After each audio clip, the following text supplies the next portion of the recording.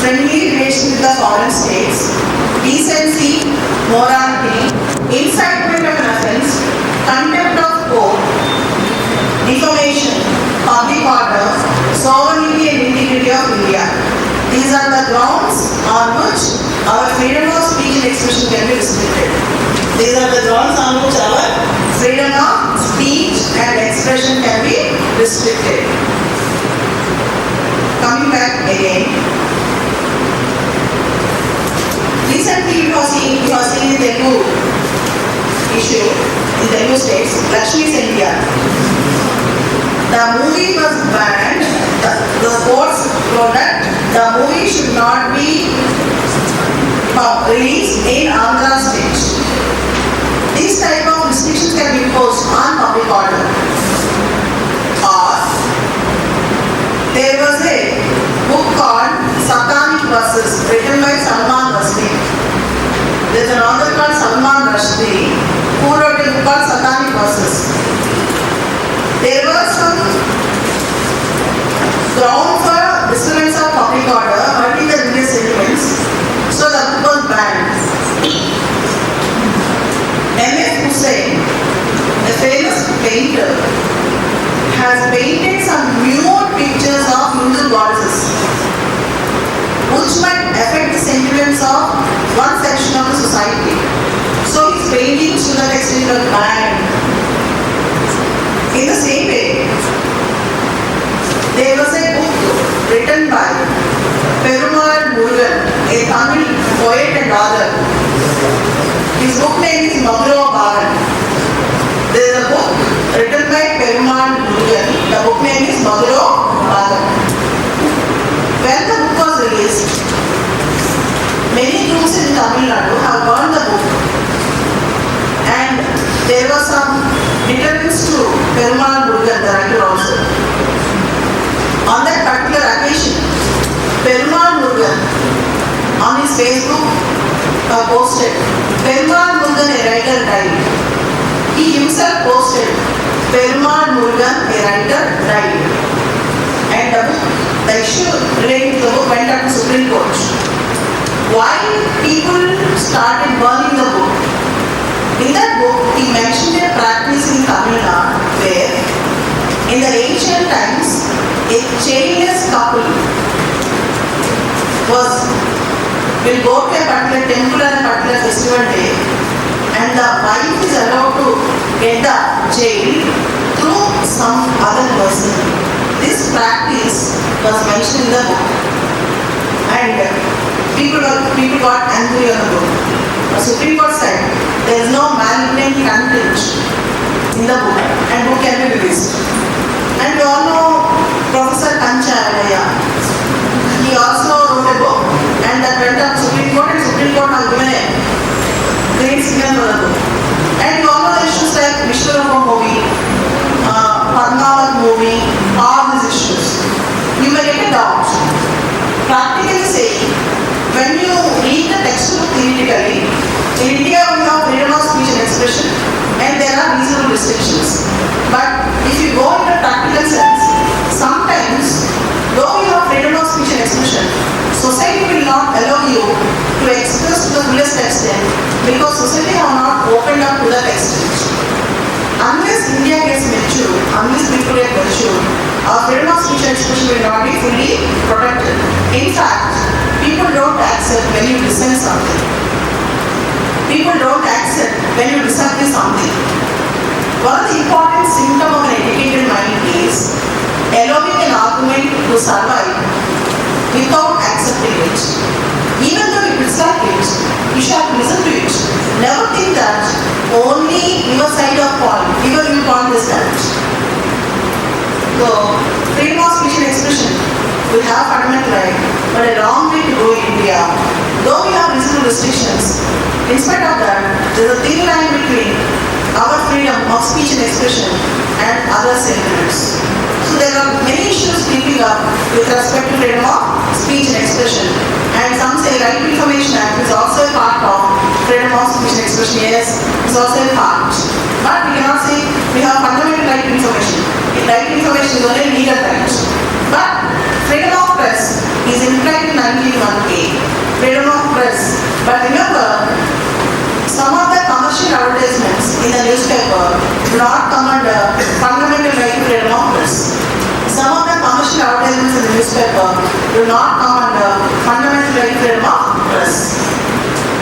Coming back again, it's a very important case in 2015 with respect to freedom of speech and expression. Very famous case in 2015, Shriya Singhal versus Union of India. Very famous case in 2015, Shriya Singhal versus Union of India. A public interest litigation was filed in the Supreme Court with respect to Section 66A of IT Act 2000. Section 66A of IT Act empowers the authorities to arrest a person when they defame somebody online. See, even for frivolous cases, people got arrested. So, Shriya Singhal filed a PIL and Supreme Court struck down Section 66A of IT Act is unconstitutional. It is against Article 19(1)(a) and also Article 14. Section 66A was unconstitutional. Basically 19(1)(a). Basically 19(1)(a). Okay, that is freedom of speech and expression. So this is a landmark judgment. Whenever you are writing about freedom of speech and expression, definitely you should mention about Shriya Singhal versus Union of India, where Section 66A of IT Act was considered unconstitutional. Okay, and apart from this, 19(1)(b) freedom of assembly. Even this have reasonable restrictions in Article 19 Clause 3. The restrictions for freedom of assembly are in Article 19 Clause 3. Freedom of assembly should not be like against public order, should not against the sovereignty of the state, that is the state, the interest of the state. And freedom of association. Freedom of association should not be immoral association, should not affect public order. For example, you cannot start association against India. Okay, Article 19 Clause 1 Clause C deals with freedom of association, and the restrictions of freedom of association are in 19 Clause 4. That association should not be immoral, should not be against public order, and should not be against the state. And freedom of movement and freedom of residence, 19(1)(b) and 19(1)(a). For both these fundamental rights, freedom of movement and freedom of residence, in Article 19 Clause 5 we have restriction. We have 19 Clause 5, we have restriction. It should not be against interest of general public. Particularly, it should not affect the scheduled tribes living there. It should not affect the Article 20 of the Indian Constitution have 3 clauses, and you all know that even in case of national emergency, Article 20, 21 can never be suspended. Even in case of national emergency under Article 352, Article 20 and 21 can never be suspended. Remember, it was written in Article 359. So we are going to discuss a very crucial article called Article 20.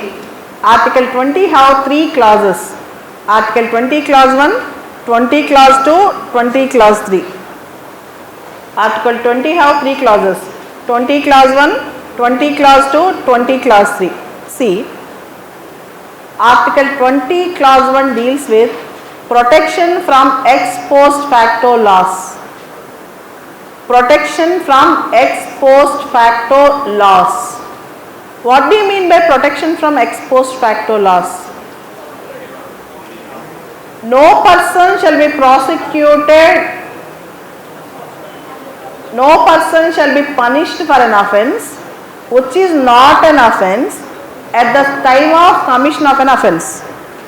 No person shall be punished for an offence which is not an offence at the time of commission of an offence, nor shall he be given more punishment than the punishment prevailing during the time of commission of an offence. I am repeating Article 20 Clause 1. Listen carefully. No person shall be convicted for an offence which is not an offence at the time of commission of an offence, nor shall he be given more punishment than the punishment prevailing during the time of commission of an offence. I will give you one example. Nirbhaya. In 2012, the entire India was shocked with Nirbhaya rape incident. And there were the convicts, one of the person who perpetrated rape was minor, juvenile, Juvenile. According to Indian Juvenile Justice Act, any person who is below 18 years should be considered as juvenile. So one of the rapists was a juvenile. After Nirbhaya incident, Justice Verma Commission was constituted. He gave many recommendations. Based on recommendations, we have Nirbhaya Act, we have various laws. Along with that, we also have amendment to Juvenile Justice Act 2000. We also made an amendment to Juvenile Justice Act 2000. The amendment says, if a person, that is a child, below 16 to 18 years commits a crime, if a child between 16 to 18 years commits a crime, a sociological board and psychological board will examine the child. And if the board gives a report that after knowing the consequences of the act, after understanding the consequences of the act, if the child have done that, then in case of heinous offences are the offences which are punishable for above 7 years. 7 years or above. In case of heinous offences, the juvenile, after tested by the sociological board and psychological board, should also be treated as an adult. So this was the story. Okay. After Nirbhaya incident has happened, this amendment have come. And the juvenile who committed rape got only 3 years punishment. He got released in 2015. When he is getting released, many activists said that, including Nirbhaya's parents, not to release this juvenile. But government released him. You know why? Just remember a single point. Criminal laws can never be retrospective. There should not be a backdate application of criminal law. Criminal laws can never be retrospective. There should not be a backdate application of criminal law. See, when you are committing a crime, later if the punishment got increased, you won't get the increased punishment. You will get the punishment which was prevailing at the time of committing the crime. In the same way, when you are committing an act, when you are committing it, it is not a crime.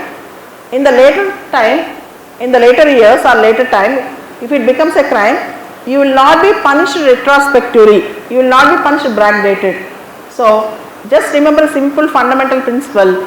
Criminal laws can never be retrospective. There won't be backdate application of criminal laws. Increased punishment or any punishment. For example, today this is not a crime. Touching this paper today is not a crime. Tomorrow I told, if somebody touches this paper, I am going to give you 1 day punishment. So you are touching this paper today. Can I give punishment? No. Okay, this is Article 20, Clause 1. That is protection from ex post facto laws. Article 20, Clause 2 deals with double jeopardy. Article 20, Clause 2 deals with double jeopardy.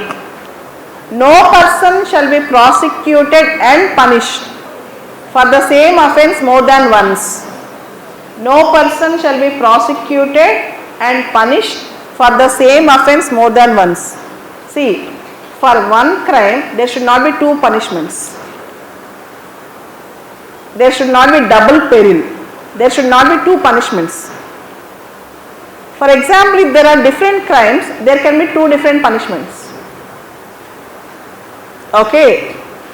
So remember, in India, prosecution can be for any number of times.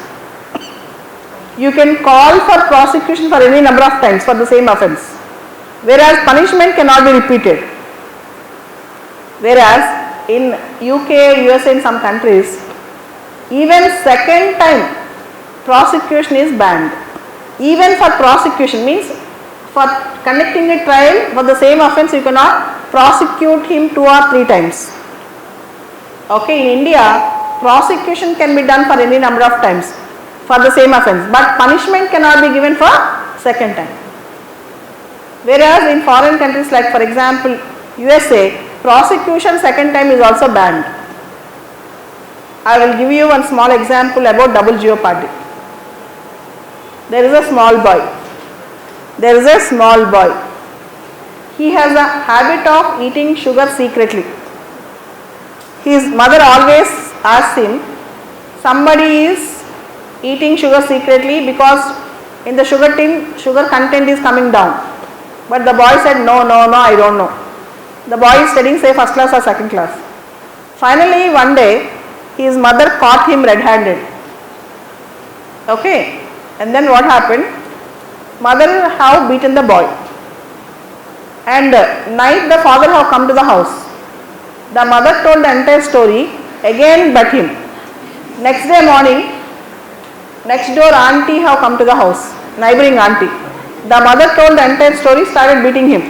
Then the boy asked, already you have beaten me yesterday and yesterday night and now also, why you are beating me repeatedly for the same wrong, for the same mistake? Even a small boy will not tolerate if you punish him continuously for the same offence. So for one offence, one punishment. And in America, for one offence, only one prosecution also. In India, interrogation, later on prosecution, trial can be conducted any number of times, but punishment cannot be given for second time. Even increased punishment also, you all know ex post facto cannot be given. And Article 20, Clause 3, protection from self-incrimination. Article 20, Clause 3, protection from self-incrimination. What is this self-incrimination? Remember, no one shall be compelled to be a witness against himself. No one shall be compelled to be a witness against himself. Voluntarily one can come and surrender, provide some witness, but compulsion should not be done. You all know, when a man was taken into police custody, not all, but in some police custodies, third degree methods will be applied. Sometimes a man will be compelled to say against him, but it is up to the prosecution to prove the crime. The guilt of the accused should be proved beyond reasonable doubt. The guilt of the accused should be proved beyond reasonable doubt. And public prosecutor should prove the crime and not the person who is accused to have committed the crime. So you should not compel a man to give a witness against himself. At the same time, you can take DNA test, or you can take blood test, or you can take handwriting test, fingerprint test, or polygraph test. These tests are not banned, but you should not forcibly make a man to tell a witness against himself. Who should prove the crime? Prosecution. Prosecution should prove the crime. Article 20, Clause 3. So Article 20, Clause 1, ex post facto laws. 20, Clause 2, double jeopardy. 20, Clause 3, protection from self-incrimination. Okay, these are important topics for films also. Suddenly you may get a films question. What do you mean by double jeopardy? They may ask you, A, prosecution for the second time is banned, punishment for the second time is banned, prosecution and punishment for the second time is banned, nothing is banned. So answer is, punishment for the second time is banned in India. Punishment for the second time is banned in India. Prosecution in the second time is not banned. So these type of questions suddenly might come in the question paper. This is Article 20. And next article, Article 21. I can say this is a lifeline through which a mini constitution was made. Article 21, we can say this is one of the most important articles in the entire Indian Constitution. No person shall be deprived of his life or personal liberty except in accordance with the procedure established by law. No person shall be deprived of his life or personal liberty except in accordance with the procedure established by law. See, life you all know that. Say for example,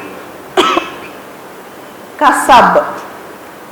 In 2008 Mumbai terror attacks, we all have seen television footages that Kasab have killed with gun, but we have provided a lawyer for Kasab. We have given him security and we have interrogated him, we have made a trial. After all these things, we have given capital punishment to Kasab. Why don't the government have taken immediate action on him, hanged him immediately within 2 days? The reason is, no one should be condemned unheard. Even a person might commit 100 murders in the daylight. His voice should be listened. We should listen his voice. We should give an opportunity to him to present his case. This principle in law is called Adi Alteram Partem. AUDI, Adi, ALTEREM, Alteram, PARTEM, Adi Alteram Partem. Means hear the other side, listen to the other's argument. No one should take unilateral decisions. We should give a fair chance even for the person who committed gravest of the great crimes to give his point of view, to tell his case. This is called hear the other side. So this is called procedure established by law. No one can be denied of his life except with the procedure established by law. This is one thing. And coming to personal liberty. Coming to the word personal liberty in the Indian Constitution, in the beginning, the court used to give a very narrow interpretation to the word personal liberty. A very narrow interpretation, only literal interpretation. Only literal interpretation to the word personal liberty. Very important case here, A.K. Gopalan versus Union of India. A.K. Gopalan. A.K. Gopalan is a communist leader. A.K. Gopalan was a communist leader. And under PD Act, under preventive detention law, he was not allowed to go to certain places. He was detained in some place. He went to Supreme Court saying that my 19.1, Article 19.1D got restricted, not only 19 but also Article 21 personal liberty got restricted because they have restrained me under detention. It was not a complete detention, but he was not allowed to go to particular places. And the court said, when your liberty was partially taken away, not fully, Article 21 will not apply to you. Only when you are completely restrained, Article 21 will apply to you. For example, today evening after the class, you want to go to Necklace Road. I said, you can go to any place but don't go to Necklace Road. You asked the reason why we should not go to Necklace Road. I told there is no reason, but I said don't go. My direction is very arbitrary. You can go to court, means informally I am telling. You can ask without reason why I have given the direction. So this is how things go. But what did the court say? Partial restraint is not restrained in A.K. Gopalan case. And Article 21 and Article 19 should not be read together. And similarly, the court gave only limited interpretation in various cases. For example, during 1963, I remember there is a case called Karak Singh versus State of UP. Karak Singh versus State of UP. There was a very big dacoity case. Police suspected Mr. Karak Singh. But unfortunately, there is no evidence against Karak Singh to arrest. But police started showing surveillance on him. Regularly they used to go to his house. They used to knock his door and see whether he is in the house or not. Finally, Karak Singh got frustrated and went to Supreme Court and said, my personal liberty and right to privacy got hurt. But Supreme Court said, nothing doing, you don't have such right to privacy as a fundamental right, and your personal liberty is not hurt by police domiciliary visits. That was very narrow interpretation of personal liberty in 21. So similarly, in many cases till 1978, Supreme Court have given very narrow interpretation to the word personal liberty in Article 21. But you should remember a point here. There is a concept called due process of law in the American Constitution. There is a concept called due process of law. In America, courts, that is the judiciary, while delivering the judgment, gives due process of law a priority. And in India, we don't have the word due process of law, but we have the word procedure established by law. In India, we don't have the word due process of law in Article 21, but we have procedure established by law. You may get a mains question or interview question. What is the difference between procedure established by law and due process of law? In A.K. Gopalan case, they have followed only literal interpretation. In Karak Singh case, they have followed only narrow interpretation. Due process of law in the American context say, when you are delivering a judgment, when you are interpreting a law, when you are delivering a judgment, when you are interpreting a law, you need not just confine to the letter of the law, but you should also take the spirit of the law. That means, when you are delivering a judgment, you should see the circumstances of the case and you should apply principles of natural justice. The judgment should not just confine to letter of the law, but it should be just fair and reasonable. The judgment should also be fair. The judgment should also apply principles of natural justice. So it is not the enacted letter of law, but it should also see the spirit of the law, the natural justice principles also. So procedure established by law literally follows the letter of the law. Due process of law also follows principles of natural justice. In the first case, I can say the watershed moment in the fundamental rights jurisprudence. The watershed moment in the jurisprudence of fundamental rights is Menka Gandhi versus Union of India 1978. There is no Joseph Shine case and there is no Ganga water pollution case, nothing. Menka Gandhi case is a foundation. It is a watershed. What is this Menka Gandhi versus Union of India 1978? Remember, Menka Gandhi is a daughter-in-law of Indira Gandhi. The then government, Janata government, asked the passport authorities to impound the passport of Menka Gandhi. The passport authorities asked Menka Gandhi to surrender her passport, and she asked the reason. They told, under section 10 clause 3 clause C of Indian Passport Act of 1967, under section 10 clause 3 clause C of Indian Passport of 1967, Passport Act of 1967, her passport will be impounded for public interest. And she went to Supreme Court, up to Supreme Court asking, right to go abroad is a fundamental right under 21 under personal liberty. When her right to go abroad, that is her fundamental right, is denied, the reason should be just and fair. Why they have not given the reasons? Why it should be secret? For the first time the court applied due process of law. You know what the court said? Law is not an enacted piece of law. A law should be just and fair. Principles of natural justice. Law should be invested with the ideas of principles of natural justice. When a law or when an executive action is against the fundamental right, it should be reasonable. And the reason, justness and fairness and equitability should be implicit, should be told. And the action or law should not be arbitrary or artificial or evasive.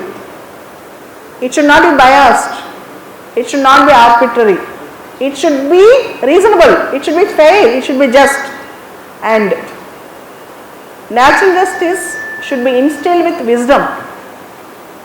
And every restriction on fundamental right should be invested with a principle of natural justice, and it should be reasonable. And with this, the scope, ambit and domain of Article 21, personal liberty, have widened to such an extent that tens and tens of rights have become the part of Article 21.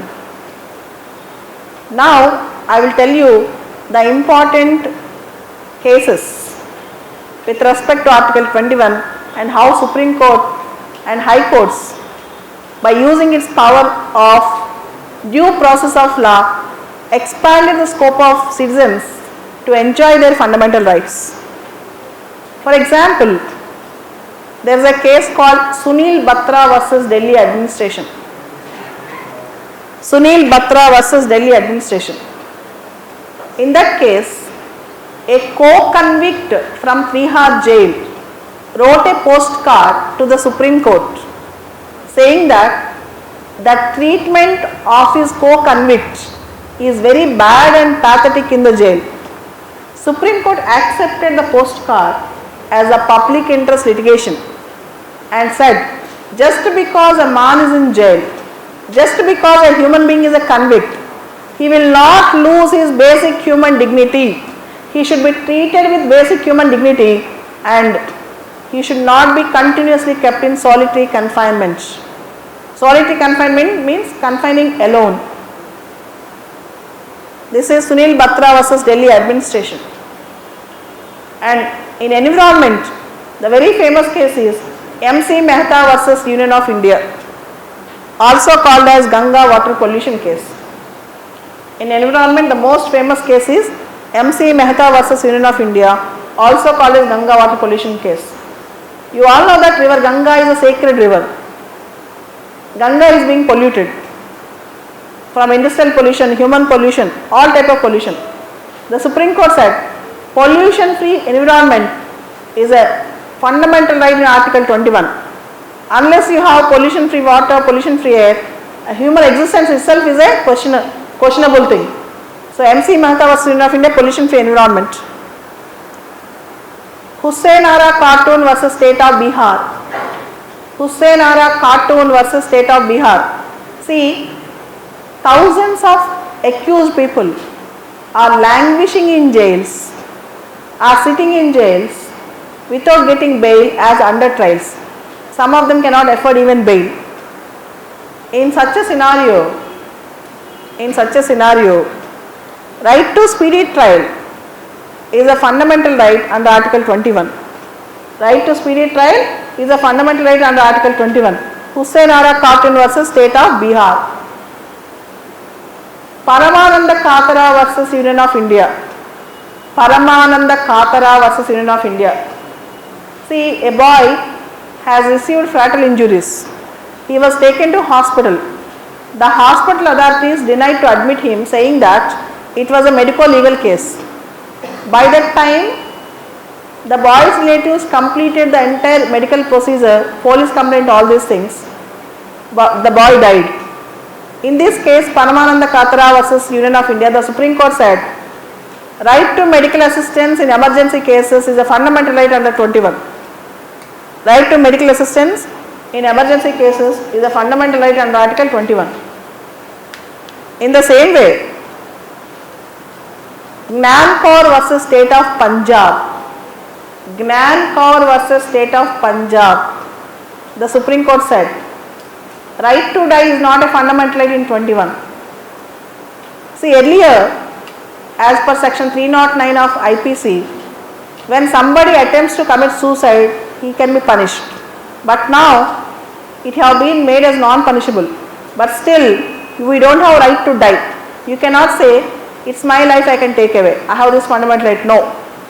In the same way, Aruna Ramachandra Shanbag versus Union of India. There is a lady called Aruna Shanbag. She was a nurse in a hospital in Bombay. Unfortunately, she was sexually assaulted. She went into permanently vegetative condition for 42 years. Unable to see her agony, one of her friend Pinky Irani have filed a petition in the Supreme Court asking to permit euthanasia to her. But Supreme Court told euthanasia cannot be permitted to her. In India, if you allow euthanasia, for some reason or other, for frivolous reasons, you will kill somebody, including our relatives. You all know that even female child we are not allowing her to take birth on par with male children. But recently, in a case, Supreme Court told passive euthanasia can be allowed. Euthanasia is of two types, active and passive. Active euthanasia means giving some drugs or lethal injection, and killing somebody. Passive means taking away life support system. And other thing is Indian Young Lawyers Association versus State of Kerala. Indian Young Lawyers Association versus State of Kerala 2018, also called as Sabarimala case. 4:1 majority, total 5 judges, 4 judges supported that women should be allowed to enter into temples. The Sabarimala temple's practice to exclude women entering into the temple is unconstitutional, and the Supreme Court told it is against Article 14, Article 15, Article 19, Article 21 and Article 25. Article 14, 15, 19, 21 and 25. And Supreme Court also struck down Rule 3 Clause B of Kerala Hindu Places of Public Worship Act. Supreme Court also struck down Rule 3 Clause B of Kerala Hindu Places of Public Worship Act, which excludes women if it is a custom to enter into the temple. If there is a custom that you don't allow women, then it will be continued. So this is called Sabarimala judgment. And you also have the recent judgment called Joseph Shine versus Union of India. Joseph Shine 2018. There is one section called Section 497 of IPC, which deals with adultery. Section 497 of IPC, which deals with adultery. Adultery means a man having a relationship with a married woman who is not his wife. Adultery means a man having a relationship with a woman who is not his wife, who is somebody else's wife, a married woman. The man will be punished for adultery. But in 2018, the Supreme Court told adultery is not a crime. Though adultery is a ground for divorce, it can be a civil issue. It can be a ground for divorce, but adultery is not a crime. In Joseph Shine case. And one more important case under 21, Naute Johar case. Naute Johar versus Union of India. Naute Johar case. This is about LGBT rights, lesbian, gay, bisexual, transgender rights. Section 377 of IPC. Section 377 of IPC, Naute Johar case. See, when a human being commits unnatural offense in the sense gay relationship or lesbian relationship, or a human being having a relationship with other animal, then the human being will be punished for unnatural offense. Section 377 of IPC punishes for unnatural offenses. To the extent of LGBT issues, not the entire 377 was struck down. Don't think that entire 377 was deleted. No. Only to the extent of LGBT rights, section 377 made unconstitutional because it is against their equality, personal liberty. Coming back, one more historic case, a watershed case again, Puttaswamy versus Union of India. In the year 2017, the judgment have come. Puttaswamy and others versus Union of India. The right to privacy is protected as a fundamental right. The right to privacy is protected as a fundamental constitutional right under Article 14, 19, 21 of the Indian Constitution. 14, 19, 21 of the Constitution. As I told you in 1963, Karak Singh versus Union of India, the court said right to privacy is not a fundamental right. Now in Puttaswamy versus Union of India, the court said right to privacy is a fundamental right. Okay, so these are all the important cases, and one more important case is Shatrugna Chauhan versus Union of India 2014. Shatrugna Chauhan versus Union of India 2014. See, delayed execution of capital punishment. For example, X got death penalty, but his death penalty was delayed for many reasons. Undue delay. Then he can have every right to ask to commute his death penalty. Means convert death penalty into other punishment. See, Supreme Court issued guidelines in Shatrugna Chauhan versus Union of India. Supreme Court issued guidelines in Shatrugna Chauhan versus Union of India. The guidelines are, if there is undue delay with respect to mercy petitions. For example, government took 5 years or 10 years to decide mercy petition. A man will be having hope that his death penalty will be condoned, or there can be conversion, commutation of his death penalty. See, the fear of death is more dangerous, more pathetic than death, right? And second thing, if the person who was a convict who got death penalty is under mental illness, or the person was unduly in solitary confinement, or there will be supervening grounds without following some procedures. In all these grounds, a convict who is under death penalty law can ask for commutation, can ask for conversion. This is called Shatrugna Chauhan versus Union of India 2014. And there are many cases. Vishaka versus State of Rajasthan, 1997. Prevention of sexual harassment in working places. Prevention of sexual harassment in working places is a fundamental right of women under 21, personal liberty. There is one more case, Murali Devara versus Union of India. Murali Devara versus Union of India. Ban on smoking in public places. Ban on smoking in public places. There is one more important case.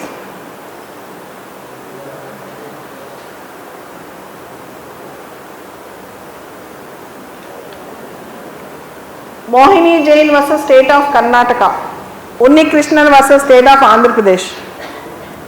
Even before 21A, as you all know, by 86th Amendment, we have added 21A to the Constitution. Right to education between 6 to 14 is a fundamental right. But even before that, in Mohini Jain versus State of Karnataka and Unni Krishnan versus State of Andhra Pradesh, right to education was declared as fundamental right. And one more famous case, Olga Tellis versus Bombay Municipal Corporation, also called as the famous Bombay Pavement Dwellers case. Bombay Pavement Dwellers case. Right to access to livelihood is a fundamental right under Article 21. Right to access to livelihood is also fundamental right under Article 21. There is one more case, Asiad Games case. Right to get wages after work is a fundamental right under Article 21. Asiad Games, ASIAD, Asiad Games case. Right to wages is a fundamental right. Right to have wages after work is a fundamental right under Article 21.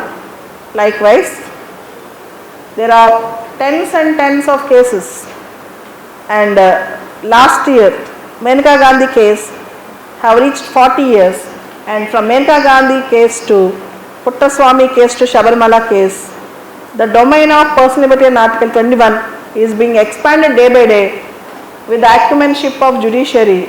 In fact, the rights of people under personal liberty is have wider ambit to make humans to live with basic choices with dignity. This is Article 21. We'll stop here. మీకు cases చాలా important.